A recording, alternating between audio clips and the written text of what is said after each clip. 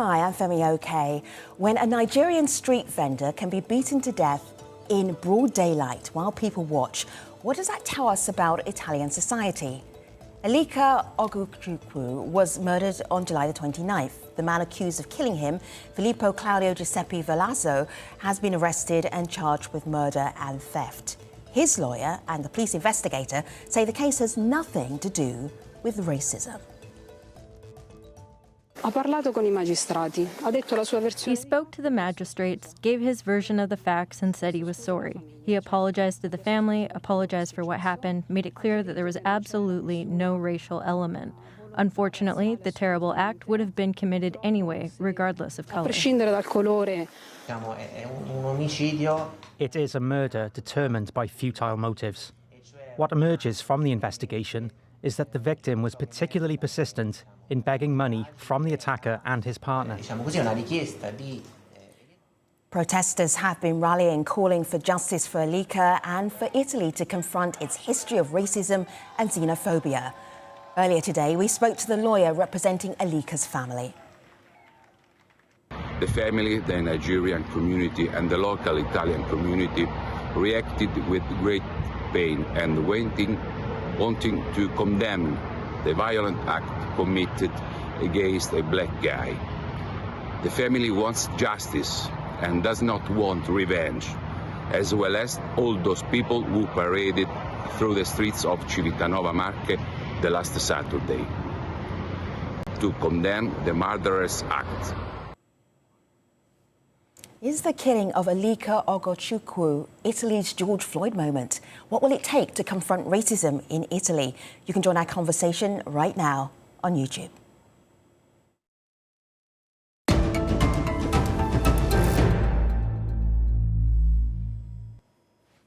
Having this tough conversation with us on the stream, Angelica, Kwanzaa, Angelo, welcome to the stream. Good to have all three of you here.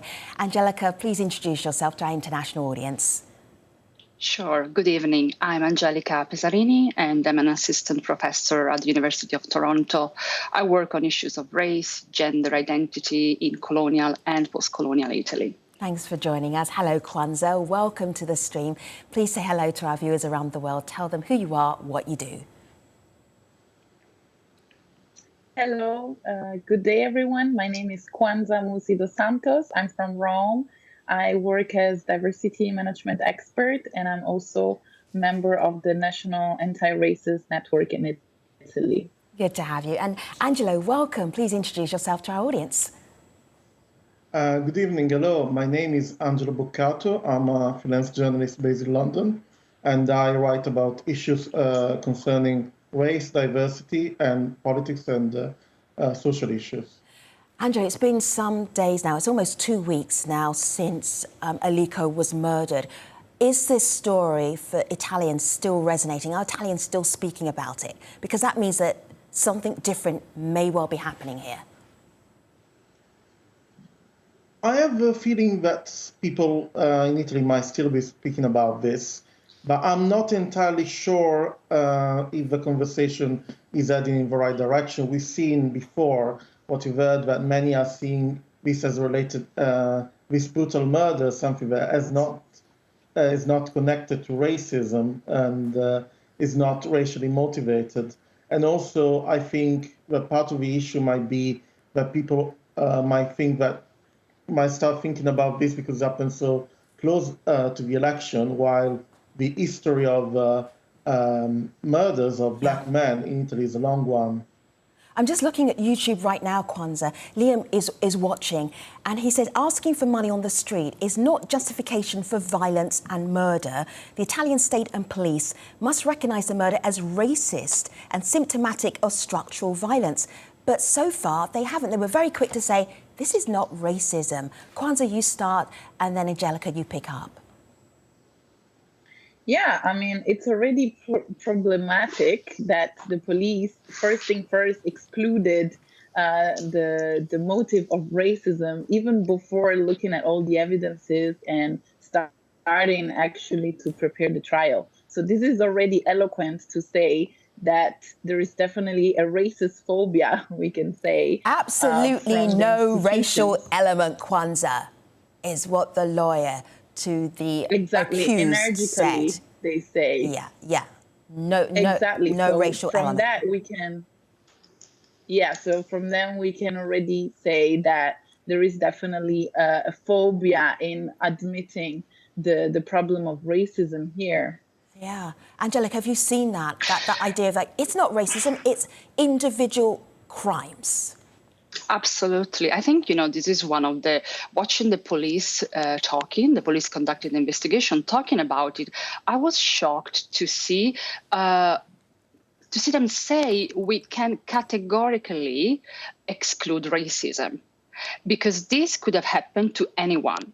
And this really reflects the approach we have in Italy, but in Europe about race. First of all, we cannot say the word race. People are always horrified because they think about the biological part while we talk about the sociocultural parts of race, but also the fact that it's always a one-off. People in Italy are not racist. They may be ignorant. Racism doesn't exist. It's in the UK, in the US. So there is the denial of structural racism as a systemic factor that defines our society. And this is one of the main obstacles we have as scholars, as academics, as activists. People don't want to face it.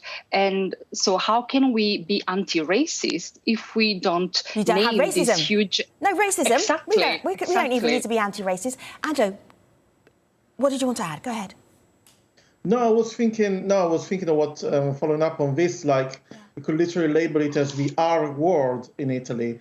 The racism can be mentioned, racism doesn't exist also in the media, because we must not forget the great responsibility on mainstream media, and for instance, the fact that after the murder of Alika Ogorchukwu, many media gave a lot of resonance to what the murder in question said, the fact that he said that Alika was bothering his partner, then he said he was asking for money, and he was given so much space to the murderer, to the version of the murderer, and not enough space to the family of Alika. I think this tells how much dignity for people of color is not something that's really there's a focus on in Italy at all, and that tells everything, speaks volumes, because from there we can see how this whole narrative is shaped before, during, and after the elections. I'm just Exactly. Angelica, Angelica, I've been there. go ahead. Yeah, sure, go ahead. Sorry, I've been there to the street, and it's literally Broadway. It's like Times Square, so it's really something happening in a big street. It's the main shopping street of the city. And people were just staring at it or even just passing by.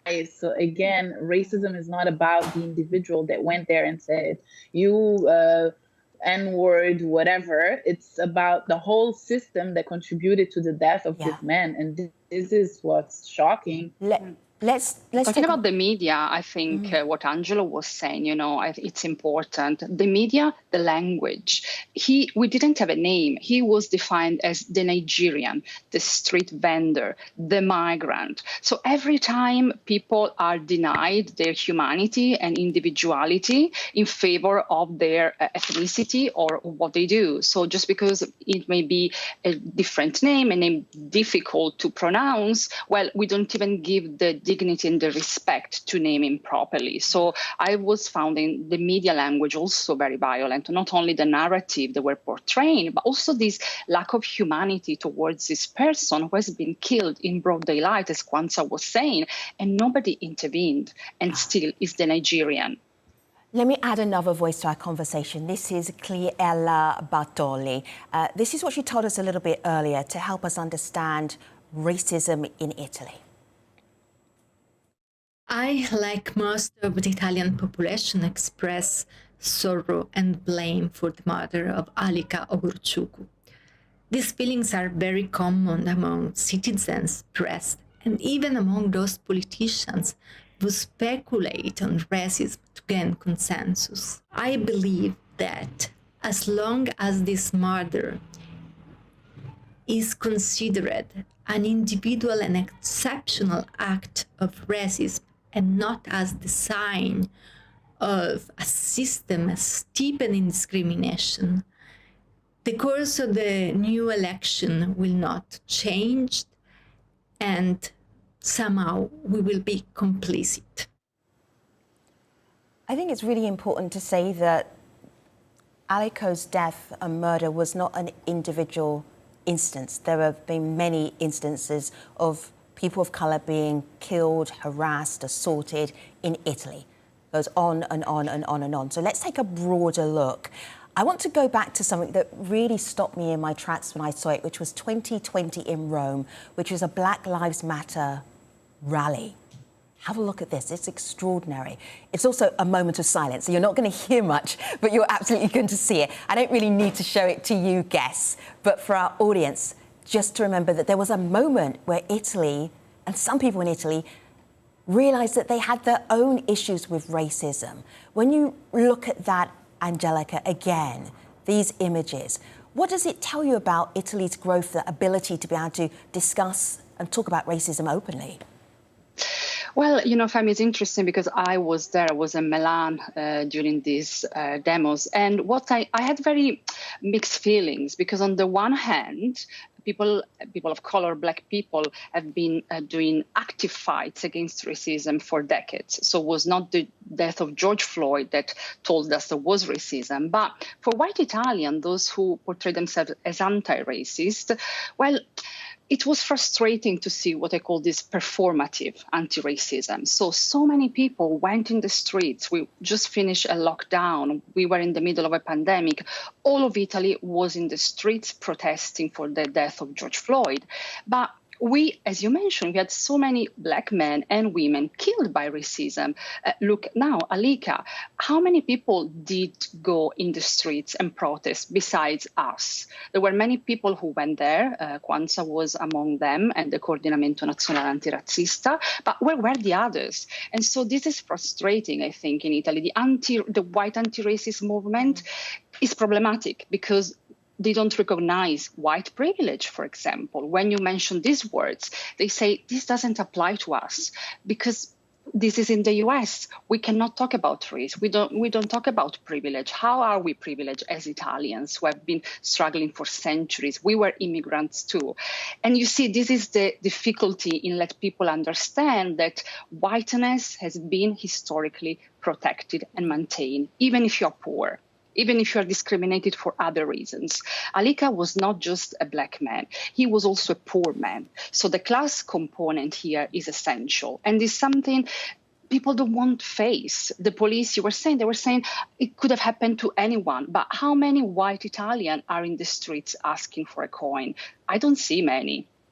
So being Italian means being white, Kwanzaa, would you say? Is that the issue, that you're not viewed as being Italian if you're not white?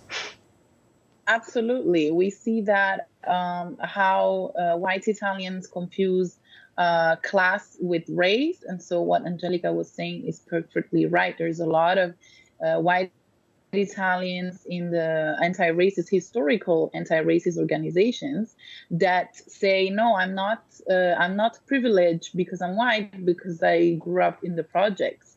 But that is something that appeals to class in general. So they substitute class with race very often, and they don't understand instead that race and class are two different elements that can coexist.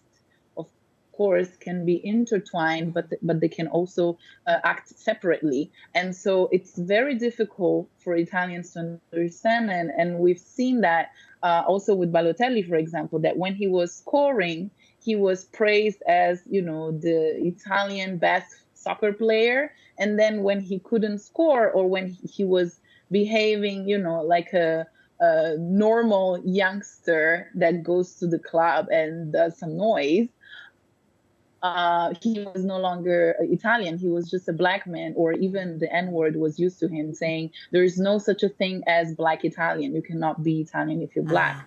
So we still have this problem that's even more emphasized by the Italian citizenship law that goes strictly by blood and therefore by race. Of course, it doesn't say Black cannot become Italian, but it says that to be Italian, you have to prove to have Italian blood. And so, of course, it's more difficult for a Black person to have Italian blood rather than a white person that maybe is mixed race like myself or things like that. So Okay.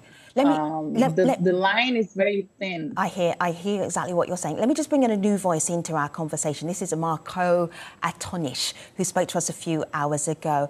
Andrew, have a listen to Marco, and then I'd love your reaction to what he tells us. Italy has a problem with race, I think. The term is never used in the public discourse, mainly because it was misused. It was used excessively during fascism. But if race does not exist in the public language, then also racism does not exist. So here lies the problem, I think, in the fact that in Italy, there has never been an open public conversation about the role of race in the formation of the Italian nation. So what to do? I think change in this case is a two-way process. On the one hand, I think it should be a movement of protest by ordinary citizens demanding justice and public equal rights for Black people and migrants more broadly. And on the other hand, as a political reform which can deliver on these demands. But frankly, in the present political context, I don't see neither of them happening. Yes, I believe these are some very valid points, to be honest. I think like the conversation about race and racism are not present at all. I think this also has to do with the fact that there are not enough voices of color, Black voices in the. I mean, there are, of course. I mean, we can see, but they're not the voices that would be invited. There wouldn't be on the Italian television a panel with people like me, Angelica Kwanza, or many others. These wouldn't be the people invited to talk about it. So it would be a wide conversation about racism, if there would be any. And I think this is a central part of the issue. Also because it has also a lot to do with the fact that diversity, Black, is seen as something necessarily new in Italy, while we have other communities. You have the Eritrean Italian communities, Somali Italian communities that have been present in the country for decades.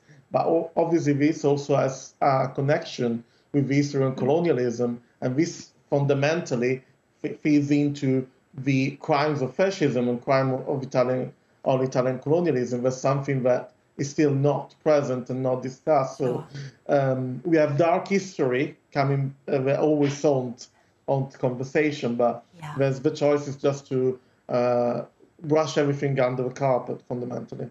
We have to talk about politics and the political climate because we are just a month away before a snap election. We did a little bit of digging around to see what politicians were saying about Alika's death and also about immigration and migration. Have a look here. I picked out some thoughts and some tweets for you. Matteo Salvini is the leader of the far-right league. This is what he tweeted. Italians are the least racist people in the world. Someone on the left instead decided to exploit that poor man massacred. One thought there. Another, that's enough. We can't take it anymore. Cities out of control, illegal immigrants who land every day, and more violence in the streets. But for the left, the problem is the right. One more, because I feel like you know where I'm going to. It is time to reverse the course and restore dignity to Italy by defending its borders. This is all on the lead up to an election that's happening in mid-September. Angelica, what does that tell us about the way politicians are thinking about people of colour, immigration, migrants who are in Italy right now? Well, it really confirms once more how our bodies are exploited by the political discourse. In 2018, when Lega, led by Matteo Salvini, Movimento 5 Stelle, won, and let's remember, for the first time in Europe, Italy had two populist parties in power. Well, Lega especially, they based their electoral campaign on anti-Black, anti-immigrant, anti-refugees discourse. And the citizenship law, blood, what Angelo was mentioning earlier, has been strategically used, and it was a winning weapon. And so again, you see, there is always the condemnation of the act, that poor man, without acknowledging, as we said, that he was Black, that he was a refugee, that he was poor, that he was disabled. So all of this is brushed off to just not to talk about race. Right. And we can see how, yes, Giorgia Meloni, now we have a woman, so it's seen as something progressive. But what kind of ideas she has, what kind of party she represents, is a far-right party that is the direct heritage of the fascist party. So these are the people who have very many chances to lead our country, and is frankly worrying. I want to bring in Maurizio. Exactly. Yeah, go ahead. You go first. I'll go second. Yeah, I mean, you see, it's always white people. The politicians in Italy are basically all white. 99% are white. And so they keep on self-absolving themselves. They keep on talking about racism, but they're not the direct addressee of the problem. And so they're constantly absolving themselves.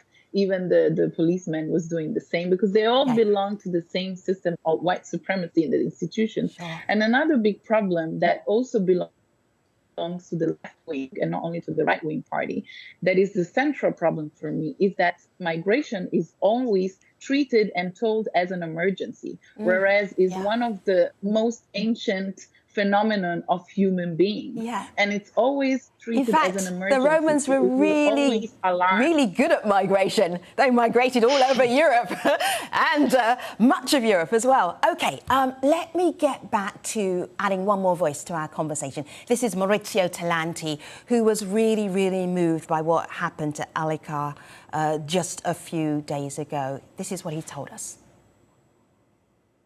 As a black queer man in Italy, I'm particularly devastated and impacted by the sudden violent death of Alika. This is not just the latest of a series of murderous crimes against black people in Italy, but this is an episode that is showing that black people in Italy are not safe. In this country, black people are not safe, especially if the issue that is tackled is not just the one of race, but it's also the one of poverty or the one of disability. So I think that the next few months of campaigning are going to be fundamental for especially the progressive parties to promote an agenda that is also about the fact that Black Lives Matters in this country and that we won't be falling under the Afrophobia promoted by the narrative of the far right. Our audience watching on YouTube, thank you for your comments and your questions. I have a number of questions for you guests. They are instant answers, so one sentence answers so we can get to as many as possible. This one from Napoleon, we need harsher punishment for racists. Kwanzaa. Thoughts, immediate thoughts? That's for sure. We don't have yet a law that states racism as a criminal offense itself. We only have the aggravating. All right. Is there one that will happen in the next year or so? Is it imminent or still work to be done? Oh, it's not even being discussed yet. Ah, okay. All right. Another thought here, this is from Brad. What initiatives can be taken to make cultural assimilation easier on both sides? Angelica? Well, I'm not sure I would talk about cultural assimilation, because assimilation is a very problematic word, I think.